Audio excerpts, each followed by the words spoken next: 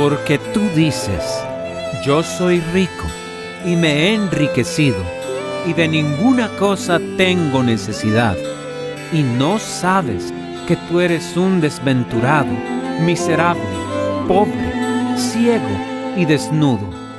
Por tanto, yo te aconsejo que de mí compres oro, refinado en fuego, y vestiduras blancas, y unge tus ojos con colirio, para que veas.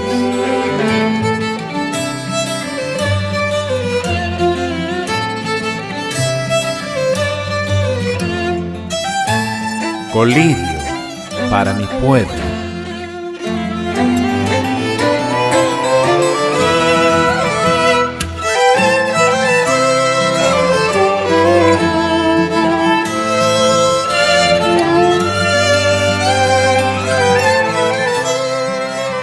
Gracias por la invitación. Estamos aquí justamente para poder compartir un tema. Me presento, mi nombre es Yerick Zambrano. La otra vez estuve en la mañana, recuerdo. Si mal no recuerdo, tuve el tema del Evangelio de Nabucodonosor. Y ahora me gustaría compartir un tema interesante, muy importante, creo yo. Y no solamente para las mujeres, sino también para los varones. ¿Okay? Así que antes de comenzar el tema, les digo que vengo en representación de GYC Chile. ¿Ya? Me gustaría contarles qué es GYC, pero por motivos de tiempo y quizás también para que sea más dinámico, voy a ponerles un video en mi pantalla, ¿ok? Es cortito, son 2 minutos y ahí entramos ya con el tema.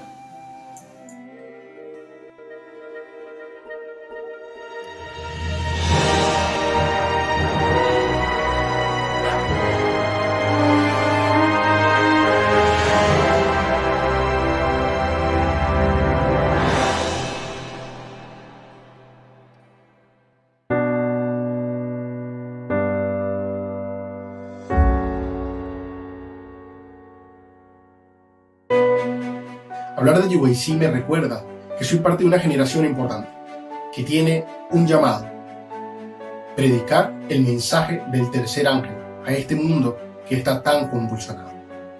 En primer lugar, es un ministerio que está hecho para jóvenes. Nuestro objetivo principal es ayudar a jóvenes. GYC busca crear en jóvenes una relación de calidad con Dios. ¿Cómo? Mediante el estudio de la Biblia, la oración y la testificación. En la testificación nosotros metemos obra misionera, actividades en la iglesia y todo este tipo de cosas que pueden ayudar a los jóvenes a involucrarse más en su iglesia local y a trabajar más de lleno en la obra de Dios.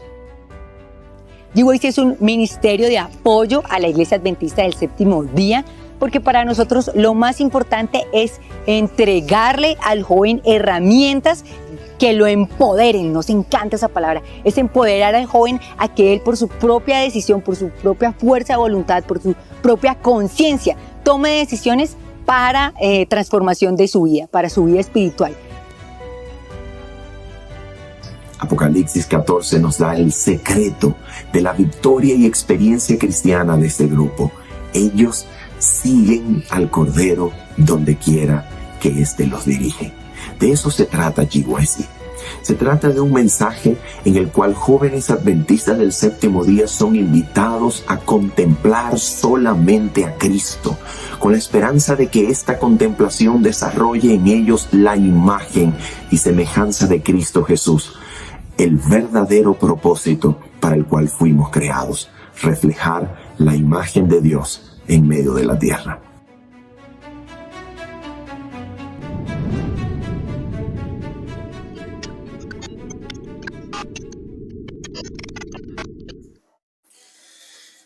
¿Qué es lo que es GYC? Está en inglés, pero en español es Generación de Jóvenes para Cristo. Nosotros creemos que es deber nuestro que Cristo venga en esta generación y por ello tenemos que llevar el mensaje a todas partes. ¿Okay? Es un ministerio hecho por jóvenes para jóvenes y con el objetivo de cumplir la misión de la Iglesia Adventista en la tierra. El tema que les voy a compartir el día de hoy, igual si hay alguno interesado en saber más de GYC, me puede comentar por interno. También el hermano Rodrigo les puede entregar más datos porque GYC ya está en Panamá.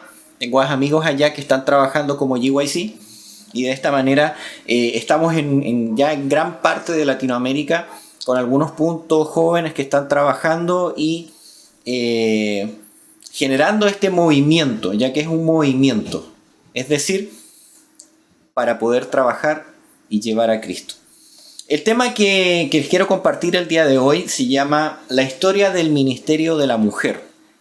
Voy a pedirle que se puedan concentrar porque generalmente no ponemos atención de nuestra propia historia. Uno de los pilares que también tiene GYC es hablar de nuestra identidad adventista, de nuestra propia historia, porque muchas veces los jóvenes tendemos a mirar hacia afuera y empezamos a mirar afuera de la iglesia para encontrar respuesta a los problemas que hoy en día afectan al mundo, siendo que, tal como dice la Escritura, no hay nada nuevo bajo el sol. Todo lo que ha sido en el pasado se repite en el presente. Ya fue inventado y en nuestra historia tenemos muchas soluciones y más que soluciones para poder ofrecerle al mundo.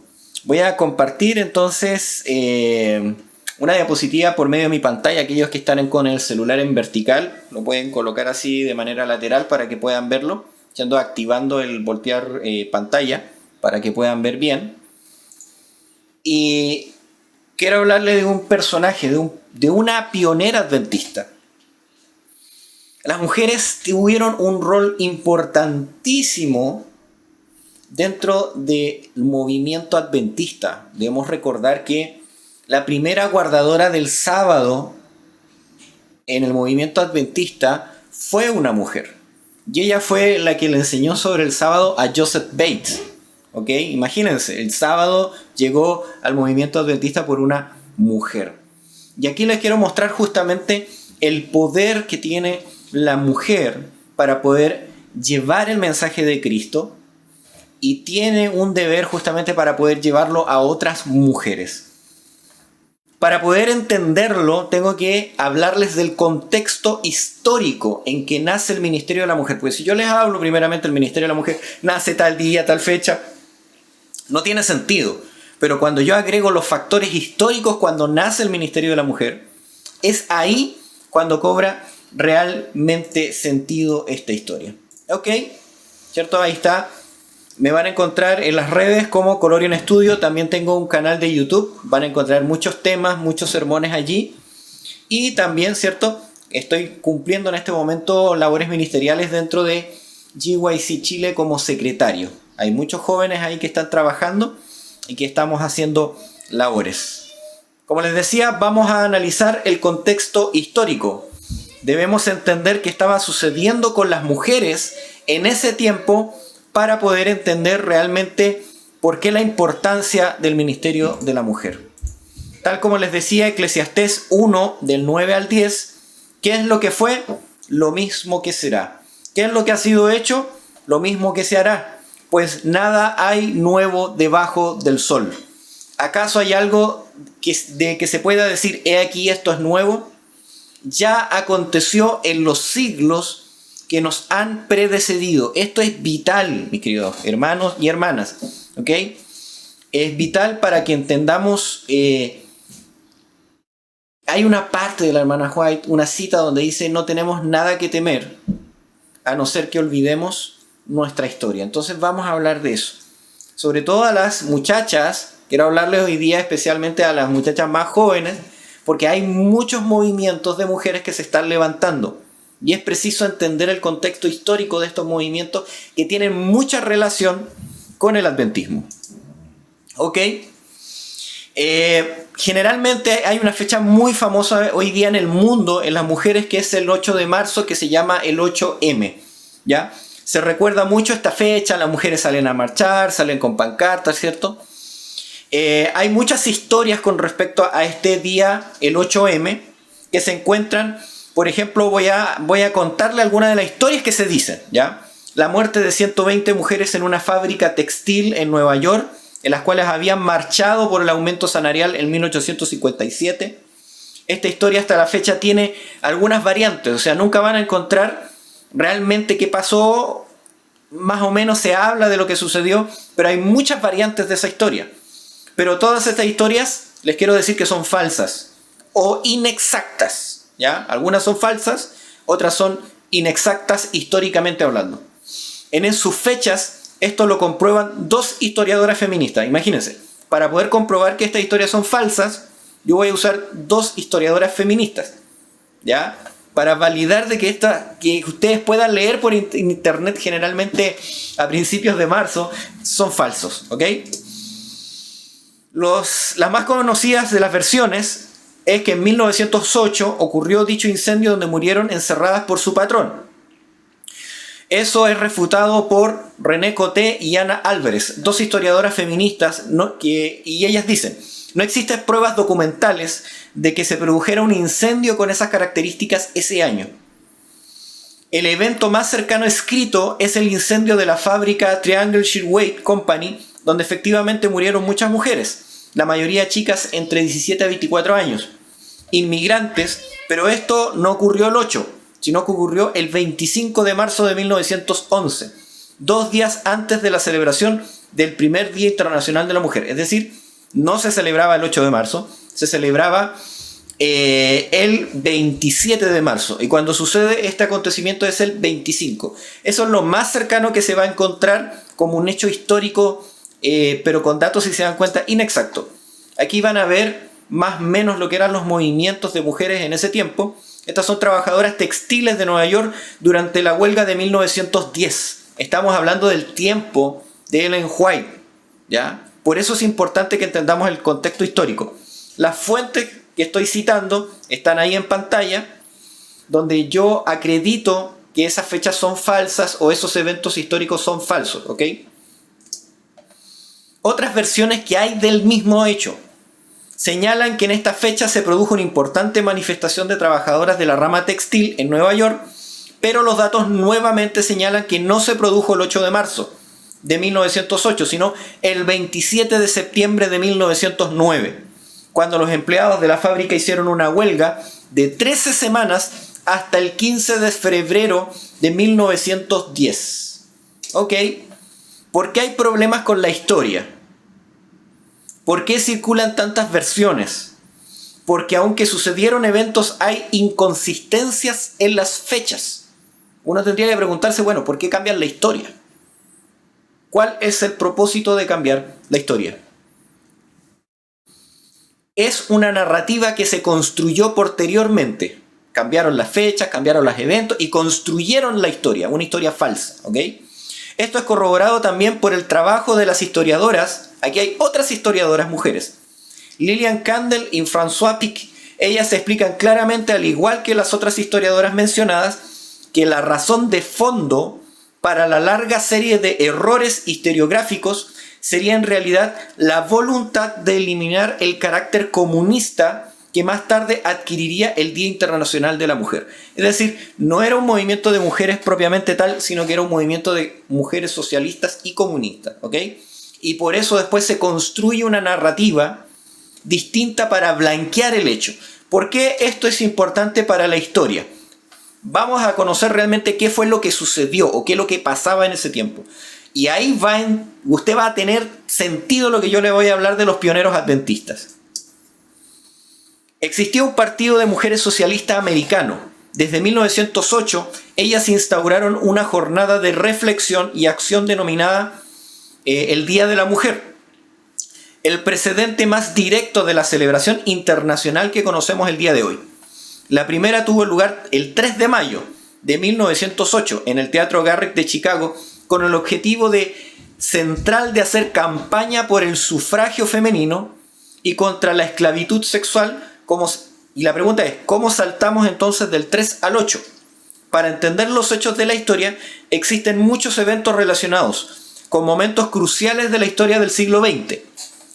El primer evento, la Primera Guerra Mundial, la lucha internacional del sufragio femenino y la creciente auge del sindicalismo femenino, de los sindicatos, ¿ok? Durante la primera década del siglo XX, tanto en Estados Unidos como en Europa y Latinoamérica, e incluso con la Revolución Rusa. hay que entender esto. Hubieron protestas de las mujeres antes de la Revolución de Octubre, que sucedió todo esto en Rusia, y que nosotros después sabemos que estos tomaron el control y hubo lo que se conoce como el Terror Rojo, porque se instauró el régimen comunista en Rusia, ¿ya? En 1917, en plena guerra, las mujeres de San Petersburgo, contrariando las órdenes de la dirigencia de los partidos, realizaron el 23 de febrero del calendario juliano. Nosotros hoy en día utilizamos el calendario gregoriano, pero los rusos en ese tiempo utilizaban el calendario juliano, que tiene días distintos, ¿ok? El 23 de febrero juliano, es decir, el 8 de marzo del calendario gregoriano, hicieron una manifestación pidiendo alimentos y el regreso de los combatientes. Esta manifestación, a la que se unieron masivamente trabajadores y estudiantes, es de hecho considerada por algunas historiadoras como el detonante de la Revolución Rusa. 4 días más tarde el zar abdicaría y el gobierno provisional otorgaría a las mujeres rusas el derecho al voto. A partir de entonces, el 8 de marzo gregoriano, 23 juliano, quedó instituido como Día Internacional de la Mujer Comunista y se celebraría con gran despliegue en todos los países de la órbita comunista, especialmente a partir de los años 20, con el nombre de Día Internacional de la Mujer. En Occidente serían en efecto los partidos comunistas los que empezarían a convocar a dicha manifestación. ¿Ok? Los cambios fueron realizados entonces ¿cuándo? Por las Naciones Unidas. En ocasión de la celebración en 1975 del Año Internacional de la Mujer, el Día Internacional de la Mujer fue propuesto por primera vez por Clara Zetkin, una representante de la Conferencia de Mujeres Socialistas celebrada en Copenhague en 1910. Es decir, las Naciones Unidas cambian la fecha, blanquean la historia y tratan de quitarle el carácter ideológico comunista que tiene el Día de la Mujer que celebra el mundo. Esto es muy importante porque todos estos cambios sucedieron en el tiempo en que los pioneros vivían, Ellen White vivía y se estaban produciendo en el tiempo, y hay muchas cosas que vamos a ver ahora, cómo se mezcla la historia adventista con esto. ¿Qué tiene que ver una cosa con la otra? ¿Ok? En esta foto que vemos, antigua, es una foto donde sindicalistas promueven el paro y el reclamo por las mejoras horarias y monetarias. ¿Ok? Esto es historia. Tenemos que entender esto, cómo se conecta. Hemos dejado en claro la existencia de un movimiento internacional de mujeres socialistas que existieron en el siglo XIX y XX. Ellas se movieron para formar partidos socialistas, sindicatos en fábricas textiles y avanzar en el movimiento pro sufragio femenino. Paralelamente, había mujeres socialistas demócratas que también lucharon en el movimiento sufragista. Este movimiento es considerado el movimiento feminista de primera ola. Este proceso se afiató en Estados Unidos en el tiempo de la lucha contra la esclavitud y la instalación de la República, lo que para el tiempo de la hermana White fue la primera guerra civil, ¿cierto? Ahí en Estados Unidos, ¿ya? Sucedió en tiempos de Ellen White. Quiero que entiendan esto. Habían dos movimientos de mujeres. Uno era el movimiento sufragista. En general, las sufragistas no exigían más que el derecho igualitario en relación con el voto. Esto es lo que buscaban. Con la convicción de que si votaban, podían cambiar las leyes e incluso las instituciones. Es decir, pedían el voto femenino para que ellas pudieran cambiar, ¿cierto?, por medio del uso de su voto. Y existía otro movimiento que también aparecía en estas marchas. Eran las revolucionarias. Las revolucionarias, por el contrario, sostenían que solo cambiando el orden social y aboliendo al capitalismo como relación social, la mujer trabajadora podría liberarse de la opresión que sufre en el régimen capitalista. Un discurso dialéctico de clase, es decir, los ricos contra los pobres, las mujeres contra los hombres. ¿Ya? Son dos movimientos de mujeres totalmente distintas, pero que convivían en ese tiempo. Para que entendamos un poco lo que es el movimiento revolucionario, hay que entender los cimientos ideológicos que habían ahí. Alexandra Collanti en 1920, la cuestión de la igualdad de la mujer y la cuestión de si la mujer tomara parte en el gobierno al lado de los hombres, estaba siendo objeto de acalorados debates. La clase obrera en todos los países capitalistas luchó por los derechos de las mujeres trabajadoras. La burguesía no quiso aceptar estos derechos, no aceptaba el interés de la burguesía en fortalecer el voto de la clase obrera en el Parlamento, y en todos los países impidieron la aprobación de leyes que daban derechos a las obreras. ¿Ya? Vamos a profundizar. En el año 1907 se realiza la primera Conferencia Internacional de las Mujeres Socialistas en Stuttgart, Alemania, con la presencia de destacadas socialistas como Clara Zetkin, Rosa Luxemburgo y Alexandra Kollontai. La conferencia aprobó entre sus principales resoluciones que todos los partidos socialistas del mundo deben luchar por el sufragio femenino. Es aquí donde, dentro de este movimiento femenino sufragista, las revolucionarias empiezan a meterse dentro del movimiento de la mujer, ¿ok? Y elaboró una estrategia política para acercar a las obreras del Partido Socialista, en una etapa de enorme agitación por la reducción de la jornada laboral y por el derecho a la sindicalización. En 1908, la Federación de Clubes de Mujeres de Chicago toma la iniciativa autónoma, no conectada oficialmente con el Partido Socialista, de organizar un Woman Day, o sea, el Día de la Mujer. En el Teatro de la Ciudad fue el domingo 3 de mayo de 1908. Los debates tenían 2 puntos en ese día: la educación de la clase trabajadora y la mujer y el Partido Socialista. Es decir, aquí se mezclan y un grupo se apodera, digámoslo así, del otro grupo, ¿ya? Empieza a tomar la preeminencia. El comunismo se apodera del movimiento de la mujer. El primer día de la mujer en ser asumido en el Partido Socialista de Estados Unidos fue el 28 de febrero del año siguiente, en Nueva York. Ese 28 de febrero de 1909 fue para las socialistas el primer día de la mujer, en el que se organizaron importantes manifestaciones, mitines para demandar la reivindicación de las mujeres trabajadoras.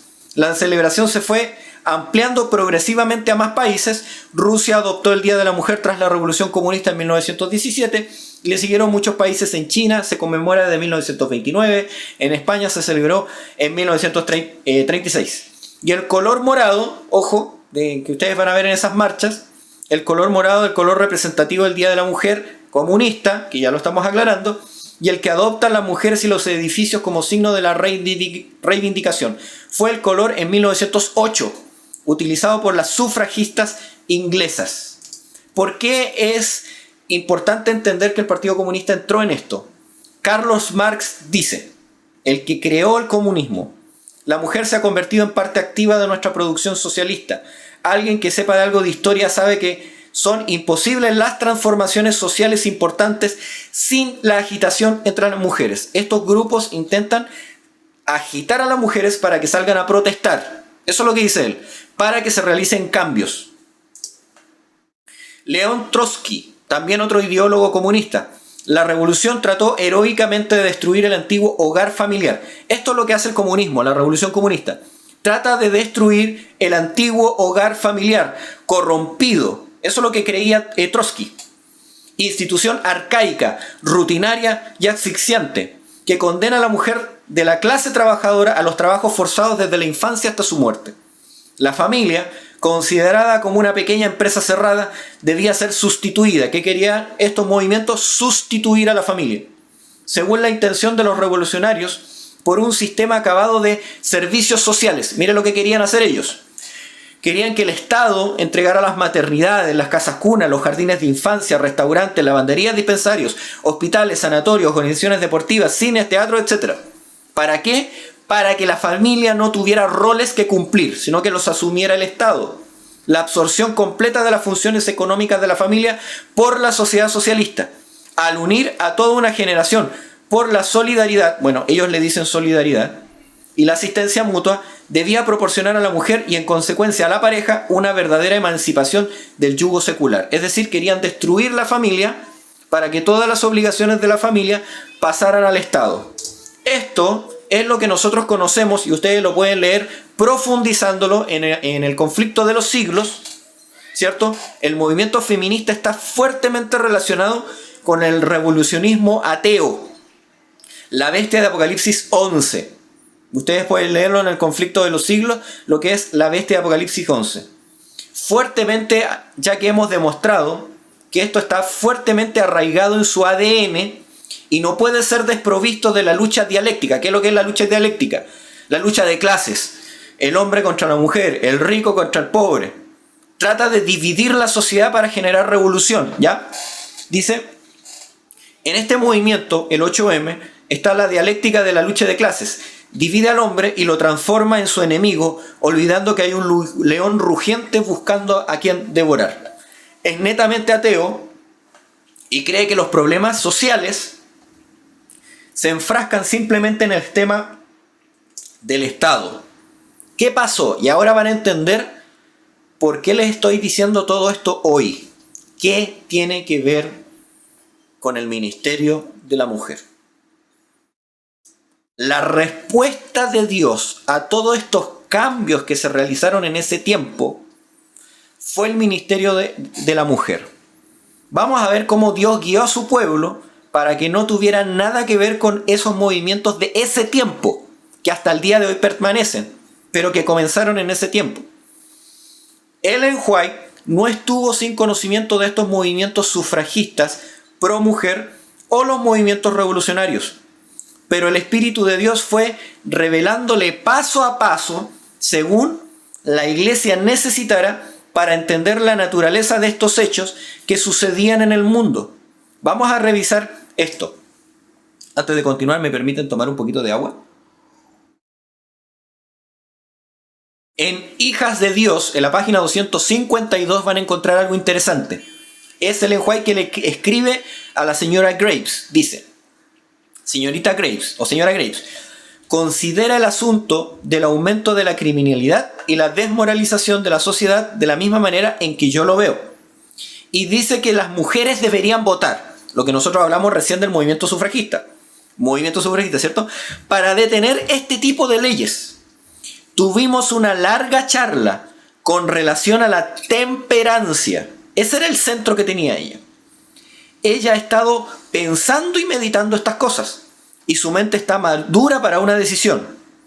Sin embargo, le dije, mi mente no está preparada para estas cosas. Mi obra es de otro carácter. Sin embargo, estamos haciendo más que cualquier otro pueblo en el mundo por la obra de la temperancia y estamos en favor de las leyes contra el tabaco y el licor. ¿Por qué ella le hablaba de esto? Porque había en ese tiempo un movimiento que era el movimiento pro temperancia de mujeres, y en el movimiento pro temperancia se empezó a meter el sufragismo revolucionario. Y del movimiento pro temperancia todas las mujeres adventistas participaban, porque Ellen White participaba.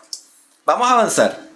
Ellen White y la iglesia adventista apoyaron el movimiento de mujeres pro temperancia.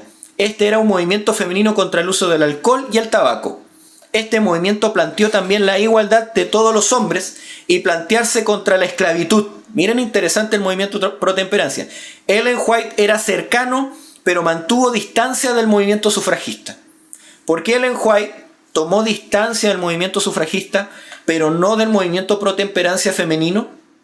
Vamos a revisar la historia.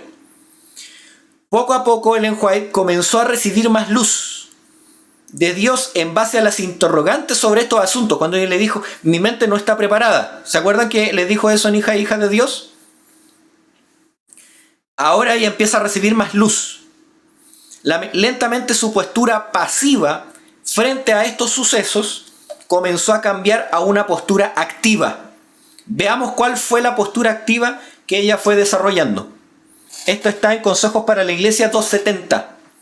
Durante los años me ha sido dada luz especial acerca de nuestro deber de no centralizar nuestra obra en las ciudades.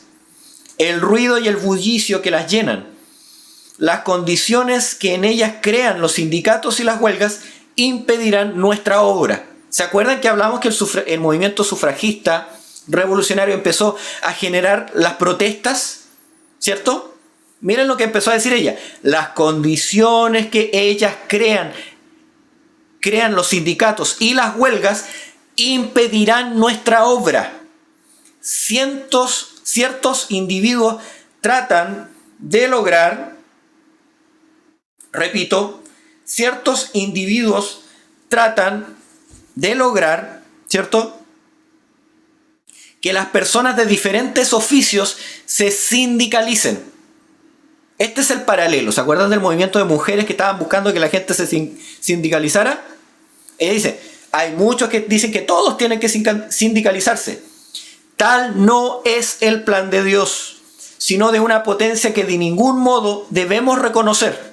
La palabra de Dios se cumple. Los malos parecen juntarse en haces para ser quemados.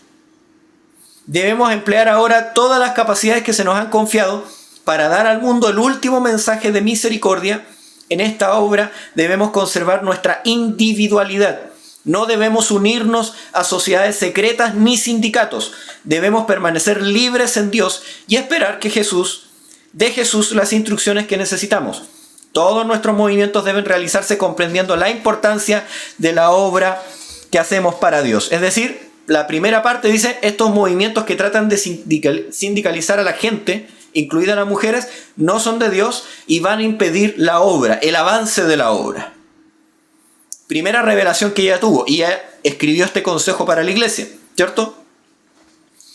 Claramente Dios comenzó a mostrarle a la profeta que los movimientos sindicales son contra Dios, y el movimiento sufragista estaba vinculado fuertemente a los sindicatos socialistas de mujeres obreras en las ramas textiles, tal como lo estudiamos al principio cuando hablamos de la historia de este movimiento.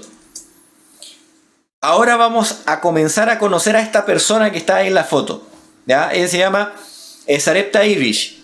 Era una mujer de fuerte espíritu reformador que formó parte del movimiento pro temperancia cristiana, ¿ya? Ella no era adventista. En 1874, cuando ella descubrió que su hijo menor había entrado en una taberna, ¿ya? En esa fecha vio que su hijo entró a beber alcohol. Ella inmediatamente entró en acción. Determinada a proteger a los hogares cristianos, ella galvanizó a las mujeres de Rockford, Illinois, en una vigorosa campaña contra el licor.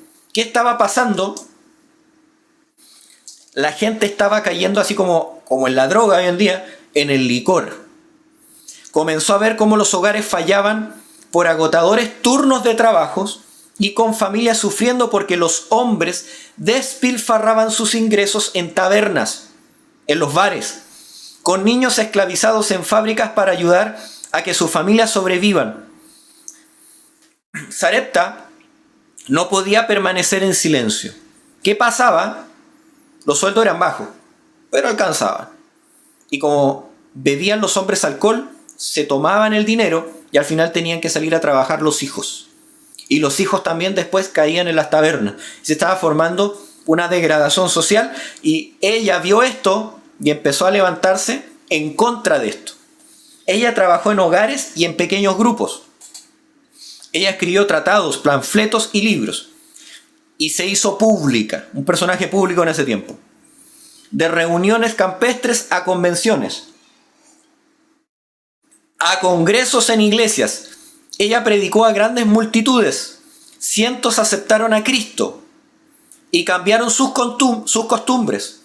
Pero su salud se quebrantó. Recuerden que ella no era adventista. Postrada en la cama, la señora Henry ingresó al sanatorio de Battle Creek el 31 de agosto de 1896. 3 meses más tarde, ella aceptó el sábado. Se hizo adventista. Para la siguiente primavera, ella ya había sido milagrosamente sanada mediante la oración.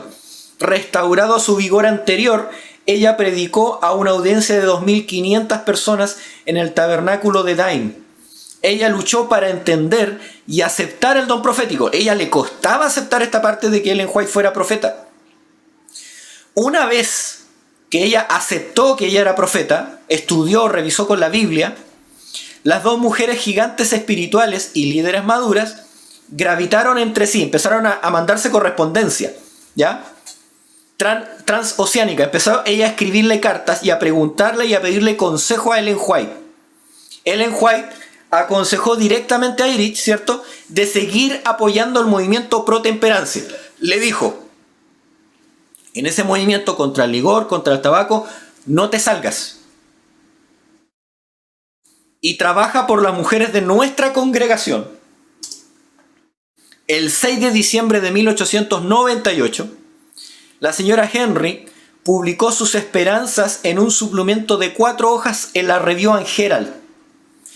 Y este suplemento se llamó El Ministerio de la Mujer, que ella propuso organizaría a las mujeres adventistas a alentarse unas a otras, a estudiar las escrituras y a hacer que sus vidas cuenten para Jesús. Ella empezó con un tratado que publicó en la Review and Herald. Todas las semanas después, en 1899, la Review and Herald le dio una página a la señora Henry, atrevidamente titulada La obra evangélica de la mujer, que ella llenó con estudios bíblicos, poesías, cartas y consejos prácticos. Al mismo tiempo ella atravesó el país hablando incansablemente ¿en qué? En los movimientos pro temperancia, predicando en contra del tabaco, en contra del alcohol. Fue la precursora del ministerio de la mujer que más tarde tomaría forma dentro de la iglesia. Ella fue la que empezó a formarlo, ¿ok? Hay una luz superior a todos los movimientos que se están levantando hoy en día ya afuera en el mundo, ¿cierto? De los movimientos de las mujeres. Dios dio una luz superior y mejor dentro de la iglesia adventista. Vamos a verlo. Ellen White reconoció y apoyó el trabajo de las mujeres en la iglesia, pero porque Sarepta se separó del movimiento sufragista. ¿Y por qué Ellen White nunca quiso apoyar este movimiento sufragista, que era el movimiento 8M de ese tiempo? Pongamos atención a lo que ella dice. Miren, sin embargo, he visto con tristeza que muchas de ellas se están dedicando a la política y se han opuesto a Dios. Han entrado en debates, cuestiones y teorías que no necesitaban entrar. Carta 118 de 1898. ¿Se dan cuenta? El movimiento pro temperancia, había mujeres que estaban saltando al tema político. Y ahí dice, no, nosotros no tenemos nada que ver con eso, porque este movimiento se está oponiendo a Dios. ¿Qué cosas sabía Ellen White que el resto no sabía? ¿O qué se le mostró a ella? Ella empezó a ver cómo ideas políticas y sus ideologías comenzaron a permear el movimiento pro temperancia cristiana y cómo aparecían ideas distintas. Comenzó a ser advertida de esto. Pongan atención. La propaganda para promover el voto femenino tenía asociación con la promoción del amor libre, el espiritismo y la eliminación del vil sistema del matrimonio. Esto es lo que ellas decían, los movimientos de mujeres en ese tiempo que gustaban. Recuerden que dije que se infiltraron, que al principio solamente buscaban el voto, pero se empezaron a infiltrar por el movimiento comunista, ¿ok? Entonces, ella empezó a escribir, ¿cierto?, que el amor libre, el espiritismo y la eliminación del vil sistema del matrimonio, es decir, se levantaba contra la familia, tal como habían escrito, ¿cierto?, los padres comunistas que llevaron esta ideología. Ponga atención a esto. Testimonios para la iglesia. Cita fuerte. Los que se sientan llamados a unirse al movimiento en favor de los derechos de la mujer y la así llamada reforma del vestido, que era el movimiento feminista de ese tiempo, o lo que nosotros conocemos como el movimiento de primera ola feminista, sería mejor que cortaran su conexión con el mensaje del tercer ángel. El espíritu que acompaña al uno no puede estar en armonía con el otro. Advertencias claras que ella dio para las mujeres de ese tiempo. No tengan nada que ver con ese movimiento feminista de primera ola o el movimiento sufragista, ¿ya? Y de la reforma del vestido, que ellos querían vestirse más como hombres. Pongan atención. Esto está en la Aurora Bernal, página 34-35. Carta de Ellen White. Los espiritistas, en una extensión considerable, han adoptado este estilo de vestir. Los adventistas que creen en la restauración de los dones con frecuencia son confundidos con los espiritistas. Si adoptan esta vestimenta, su influencia estará muerta. La gente los catalogará en el mismo nivel de los espiritistas y rehusarán escucharlas. Hoy en día están saliendo muchas modas. Muchachas, pongan atención. Ellen White decía, si ustedes se visten como estos movimientos, todo lo que está pasando, su influencia para predicar el evangelio estará muerto. ¿Ok? La base de esos cambios era el espiritismo. Ellen White dio el panorama completo, el ministerio de la mujer, su obra reformadora, y que ésta debía apartarse de ideologías y herejías destructoras de la familia y del vestido. Sigamos. El hogar adventista, 116. Dios le dio a ella una conciencia que no puede violar con impunidad. Su individualidad, decía Ellen White, del ministerio de la mujer, no puede desaparecer en la de su marido, porque ha sido comprada por Cristo. Es un error imaginarse que en todo debe hacer con ciega devoción, exactamente como dice su esposo, cuando sabe que al obrar así han de sufrir perjuicio su cuerpo y su espíritu, que han sido redimidos de la esclavitud satánica. En otras palabras, Ellen White empezó a hablar de la individualidad femenina, que no puede aceptar ciegamente lo que le decía a su esposo si esto iba en contra de las leyes de Dios, las leyes de la salud, ¿cierto? Ella tenía que dar cuenta a Dios de sus propios dones, de lo que Dios le había entregado. Ustedes, yo, tendremos que dar cuenta de lo que hemos hecho con nuestro tiempo, con nuestros cuerpos y con nuestros dones. La mujer debe ocupar el puesto que Dios le designó originalmente como igual a su esposo. Antiguamente se hablaba de que la mujer era inferior. Esto es lo que dice el Espíritu, decía, y esto es lo que dice la Biblia. Somos iguales. El hombre y la mujer en dignidad somos iguales. Por la familia tenemos roles distintos, pero en dignidad somos iguales y tenemos que dar cuenta a Dios por medio de esa igualdad ante Él. El mundo necesita, ¿qué necesita? Madres que lo sean no solo de nombre, sino en todo el sentido de la palabra. Deben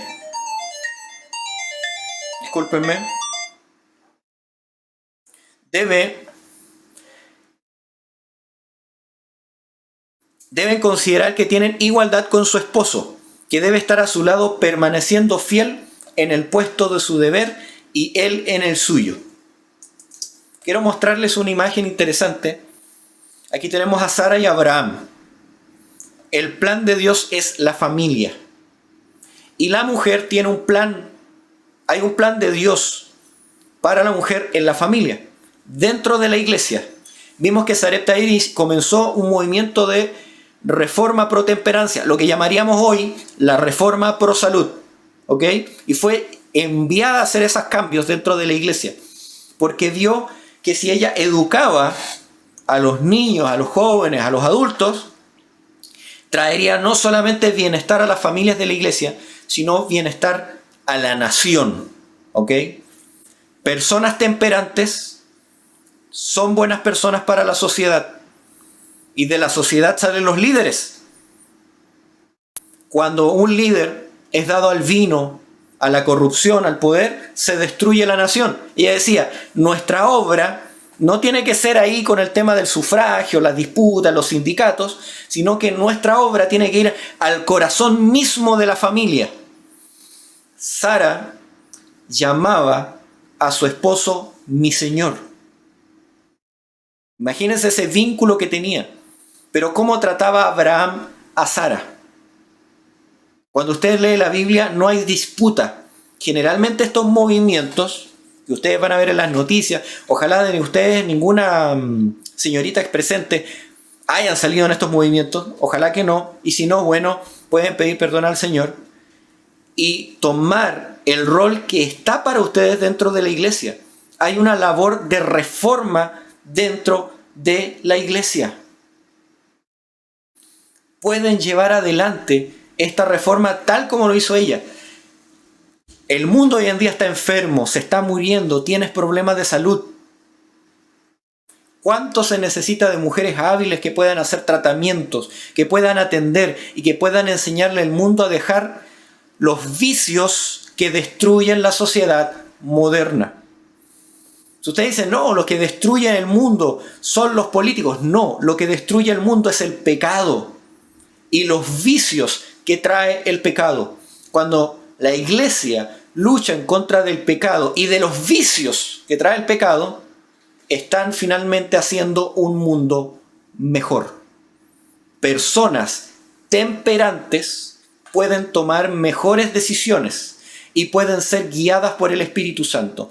Si el Espíritu Santo se está retirando del mundo hoy, es porque el mundo ha caído en una espiral de intemperancia, de destrucción de sus propios cuerpos, y vienen a ser habitación de demonios y de toda ave aborrecible, dice la profecía. La obra de la reforma pro salud, de la temperancia, del hogar, es la obra de la restauración del hombre, del ser, y por tanto es la obra misma de la restauración de la nación. El movimiento de la mujer dentro de la iglesia tiene el poder de lograr cambios que muchas veces no logra el ministerio de la palabra, porque el ministerio de la mujer es el ministerio de la influencia. ¿Recuerdan ahí que hablaba de poesía, de canto? Tiene que ver con educar el corazón mismo.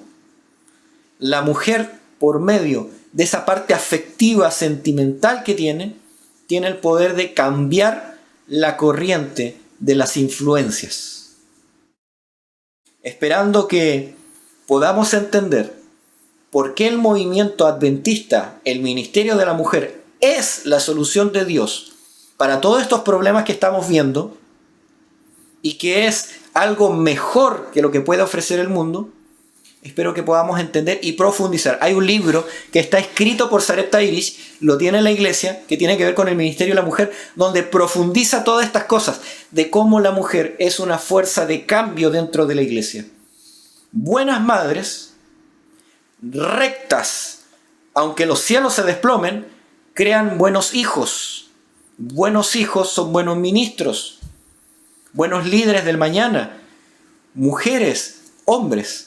Una madre tiene el poder de cambiar a la iglesia si se lo propone. Y hay una parte muy hermosa que aparece en los testimonios que dice las primeras oraciones que el Señor escucha, que está dispuesto, que está atento, que dice pídame, pídame. Y hasta ahí son las oraciones de las madres. No sé si han leído esa cita, búsquenla. Deseado a todas las gentes.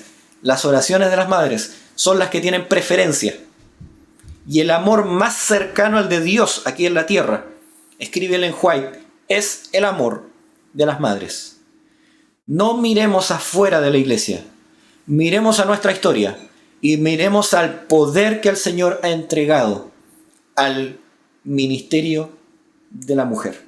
Espero que todas las señoritas ya estén participando del ministerio de la mujer. Si no, anótense, porque lo que necesita el Señor, si ustedes miran ahí, consejo para las jóvenes, son jovencitas que lleven adelante el mensaje. Que el Señor les guarde y les bendiga en esta tarde. Padre nuestro que estás en los cielos, santificado sea tu nombre. Te damos gracias, Señor, por este tema, que podamos seguirlo profundizando, entendiendo de que el Señor tiene respuesta a todos los problemas que tiene hoy en día el mundo y tiene una mejor respuesta de lo que el hombre pueda crear y hacer. Ten misericordia, Señor, de cada uno de nosotros. Ilumina a cada una de las jovencitas presentes, a las madres, esposas que están, y también a nosotros varones, para poder llevar adelante esta reforma que tú quieres que llevemos. Ayúdanos, Señor Jesús. Danos tu Espíritu. Te lo pedimos en el nombre poderoso de nuestro Salvador, Cristo Jesús. Amén.